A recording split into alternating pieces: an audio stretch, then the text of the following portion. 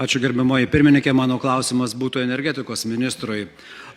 Vykdoma aktyvi komunikacija, raginant pažeidžiamus elektros vartotojus grįžti į visuomeninį tiekimą. Neva tai yra gerokai pigiau negu pirkti iš nepriklausomų tiekėjų.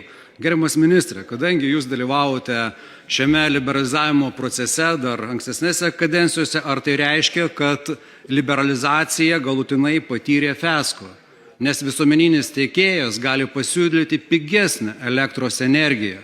Ar reikėjo tada varyti su lazda visus į nepriklausomą tiekimą, kadangi visuomeninis tiekėjas, reguliuojamas valstybinio reguliuotojo, gali pasiūlyti netaip išpūstas elektros kainas? Ačiū.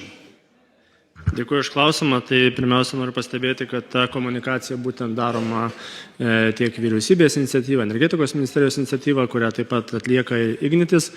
Ir šiuo atveju dėl pačios liberalizacijos tai tikrai negalima traktuoti, kad jinai patyrė fiasko, nes yra skirtingos vartotojų grupės. Tai yra vartotojai, kurie tikrai renkasi nepriklausomus tiekėjus, yra patenkinti jų teikiamom paslaugom.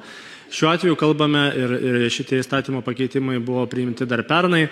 Nauja kainodara įsigaliojo visuomeninio tiekimo nuo sausio 1 dienos. Ir būtent tiek valstybės, tiek vyriausybės tikslas apsaugoti pažeidžiamus vartotojus. Tai dėl to ir ta komunikacija yra atliekama. Pripažįstame, kad esminio poveikio dar tai nedavė, nes vartotojai keičia savo elgseną ir pereina iš nepriklausomų tiekėjų į visuomeninį. Pabrėžčiau būtent pažeidžiami vartotojai.